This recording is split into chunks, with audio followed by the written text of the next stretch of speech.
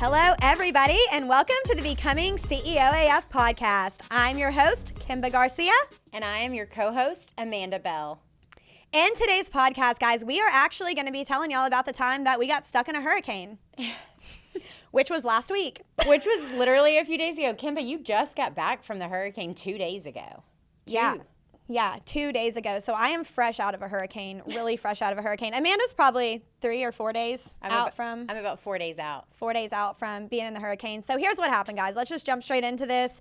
We went to a business summit. The Rainmaker Business Summit is regarding marketing, PR, and public speaking. So Amanda and I went out there with our husbands, Robbie and Chris, to get some training on PR, marketing, and public speaking. We spent 3 days writing speeches, speaking on stage, being around other high-level entrepreneurs in the space. We met a lot of really great coaches. We're actually going to be interviewing some of them on our podcast. Yep, I'm super excited. So stay tuned for that.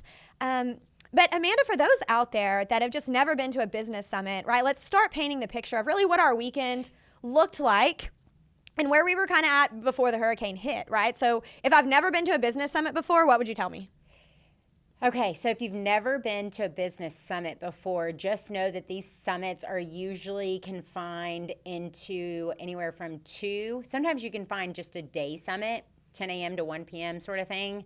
But generally speaking, when you're going out of state for something like this, it's going to be at least 3 to 5 days long. This summit in particular was a 4-day summit, and it was jam-packed full of stuff that you, quite frankly, could learn and implement on over for the next year or possibly 2 inside of your business, depending on the pace that you run at. Just know that anytime you go to a summit like this where you are sitting down, listening, taking notes, and fully digesting all of the meat that they are throwing at you, meat is not like the salad, right? It takes a little bit longer to digest. And with that being said, it's thick. And that's exactly what we left with, was so much great information, so much knowledge, so many tools under our belt to be able to come back and share with all of you guys.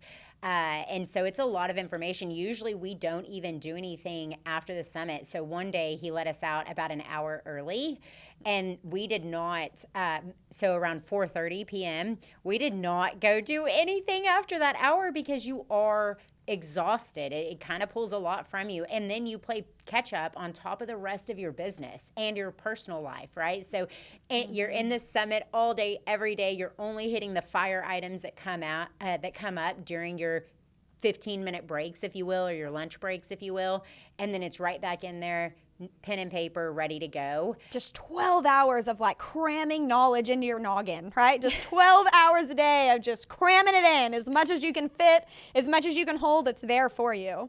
And usually we'll take a day off when we get back from a summit to digest, go through our notes, prioritize our notes, and start executing, right? Because y'all know knowledge does you no good if you're not going to execute on it, right? Absolutely. So it was all of those things. And we're at the hotel in Orlando, Florida, and that's what we're doing, right? And we are in business attire. You guys can go over to our Facebook pages and see some of our pictures from it, but we're in business clothes. We're in jackets and dresses and heels, and we're doing all the things, right? And then we get a notification from American Airlines that our flight had been canceled, and it had been canceled due to the hurricane. Robbie actually went down to go extend our hotel room. Thankfully, we did have a suite that had 2 bathrooms, a living room area with a couch that pulled out into a bed. Robbie went down there and was able to extend it for a few more days. By the time that Amanda's husband, Chris, got down to the lobby to extend their hotel for a few days, all the linemen and all the grounded airline employees had booked up the entire hotel. So they weren't actually able to extend their room out. And we're like, well, thank God we were, and now we have a couch with a bed, and so you guys can crash in the suite with us. But that was the nature of the hotel, right? Now you have all these business people in for a summit. You have all of these linemen that come in to work the hurricane that are actually going to go through the hurricane in Orlando so that they can get up and be first boots on the ground the next day. And then you have all of the airline pilots and staff that weren't able to get out. And we're all here at the hotel, and we're doing a shelter in place at the resort that we're at in Orlando. And have you guys ever heard of a hurricane party? So people that live on the coastlines, I'd never heard of one. So I did not know that a hurricane party was a thing. But really, what else are you going to do in a hurricane when you've moved as far inward as you could? Except for, I guess, party. I mean, that's all they. So it was kind of cool at the hotel that night. The people that were that had come in and were just simply waiting for the hurricane to go ahead and officially hit the outskirts of Florida, they stayed up and had some drinks and threw bags and chatted with other people. Kimba and I did get to stay up and chat with different business owners. So that was cool that we're also at the summit that also were stuck in Florida. Yeah. So that was pretty neat to be able to hang out with those guys that night.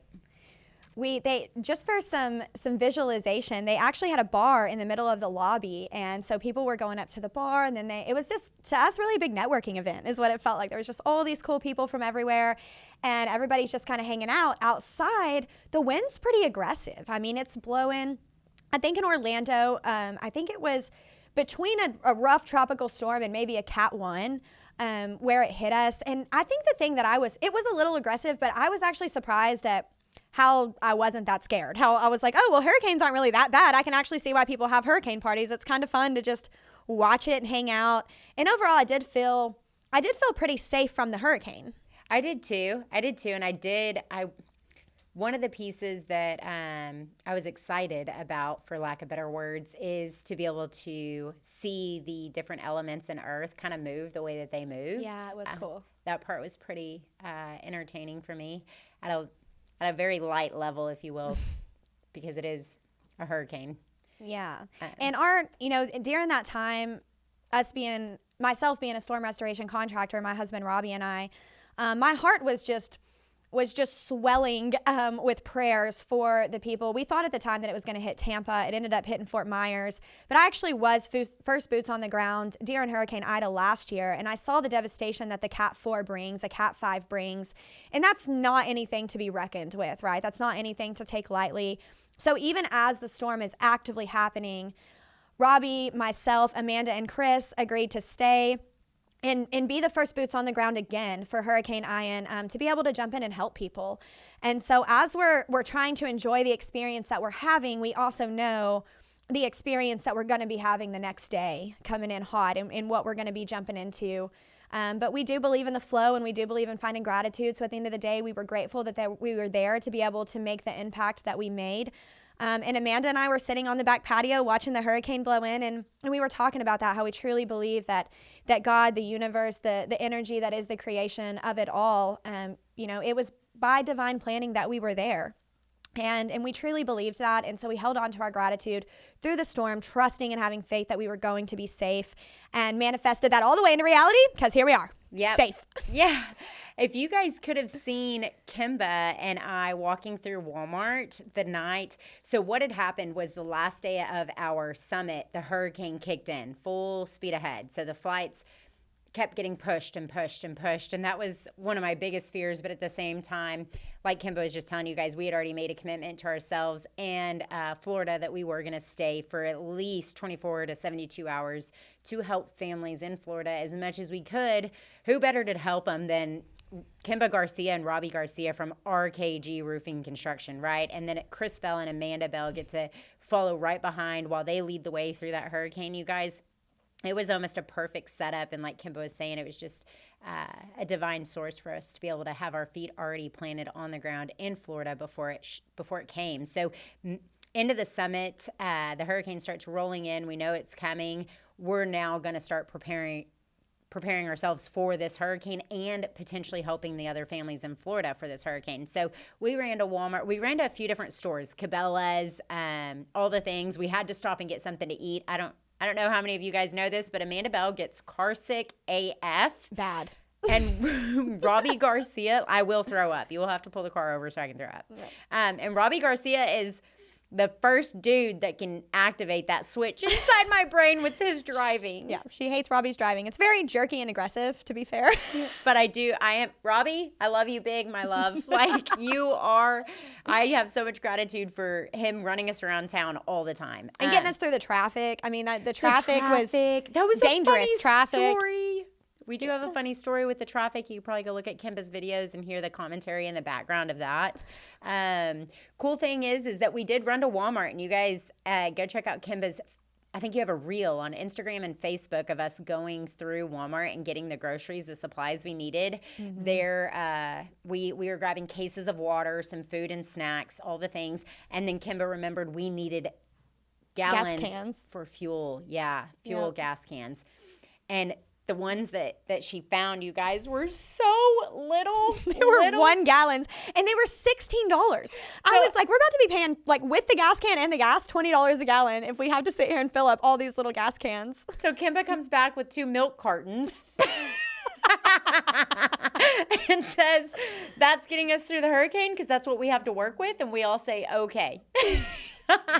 And for perspective, guys, again, go check out the reel, but well, you really can't even tell how crammed the store is on the reel, but there's lines around the store, right? There's a ton of people in there getting things, and we loaded up enough waters to be able to share with some of the people at Ground Zero.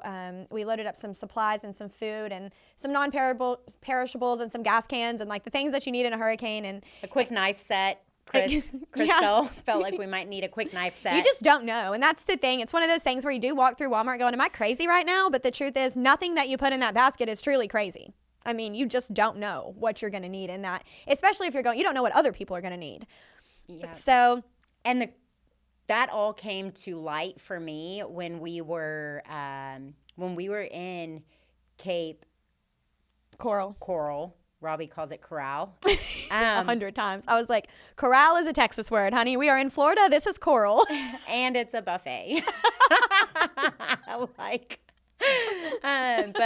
But while we were there, it was on our way home.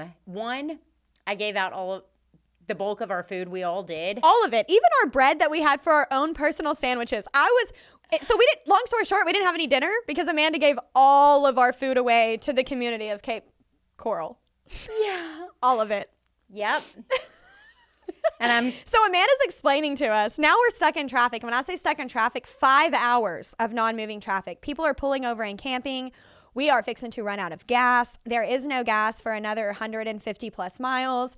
There is no gas stations open. There is no Whataburger, folks. Okay. We are just capital F'd. Yeah. No water on the little section, no electricity, no water. Actually, the bridge that we were on, the reason why we were stuck in worse traffic than you could already imagine is because that bridge did collapse shortly after the hurricane. So it was. Everybody was rerouted onto this tiny highway and then just stuck there.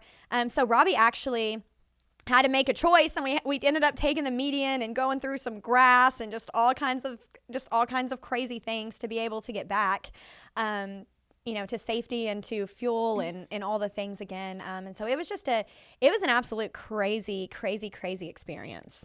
It was after running all day, and I don't know if anybody that's listening, if you've been in a hurricane, but it is hot and humid. So even though it was, towards the fall time of the year and things are starting to cool off, we were out there in T-shirts and jeans with tennis shoes. I actually laughed because I wore my Chanel shoes to the summit, and those were, in fact, the only tennis shoes that I had brought with me.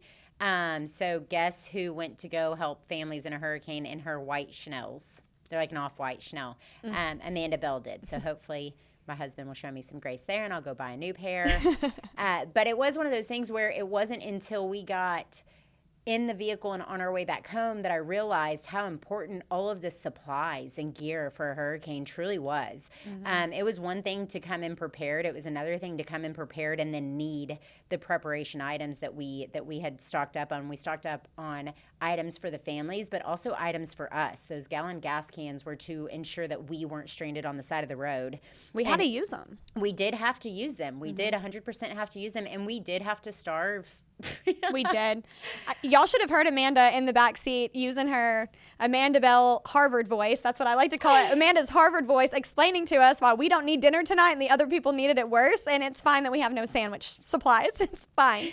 Kimba asked if we could pull over and make a sandwich because we were going to be in this traffic for the next 4 or 5 hours. And it's nighttime and she's hungry. So if we're not going to make it back to the hotel for 4 or 5 hours, Robbie, can you pull the truck over? I want a sandwich.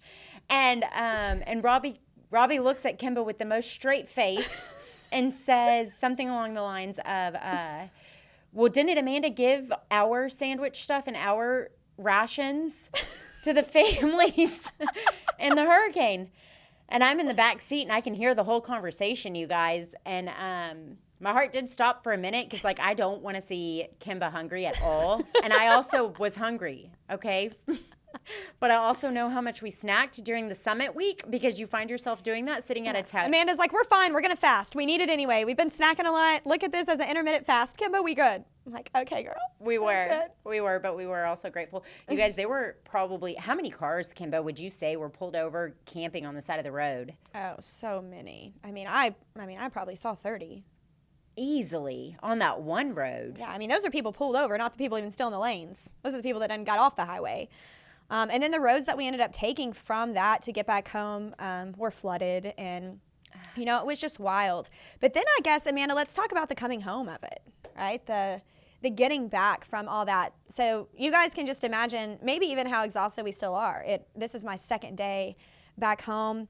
And this is where I really gained so much perspective as well, because you're out there and you're just running and you're on survival mode, right?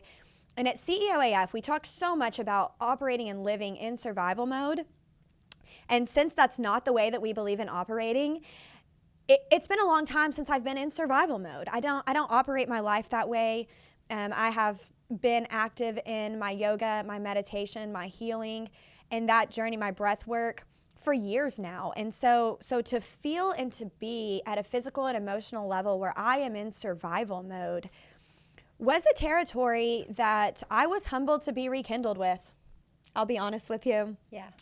I got home yesterday morning and I started noticing that there are levels to this shit. And that's what I wanted to really leave you guys with in this particular podcast is, you know, for us, sometimes when we're coaching, we're walking people through Warrior One. We're walking them through the beginnings of meditation and the importance of their mind, body, and spirit connection.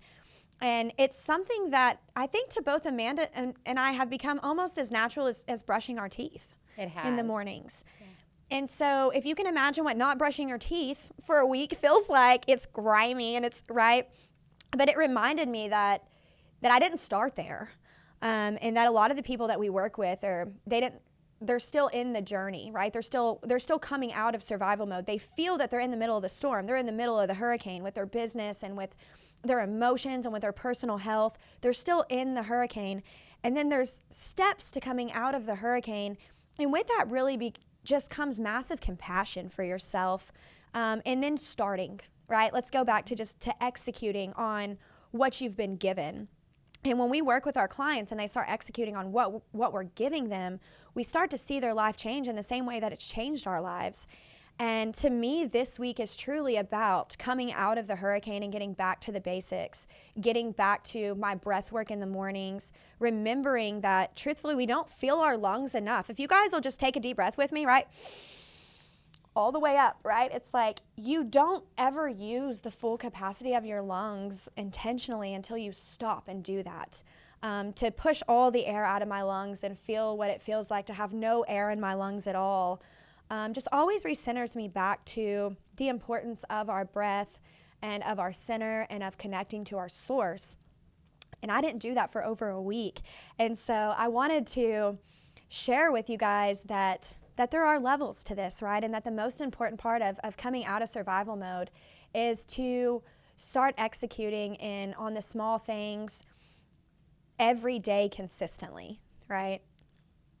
Yeah, I do love all of that. I do think another important piece to staying on track with the different levels, if you will, or finding the basics again, a good reminder is that most people can relate to is to remember to continue to look forward and be that future thinker.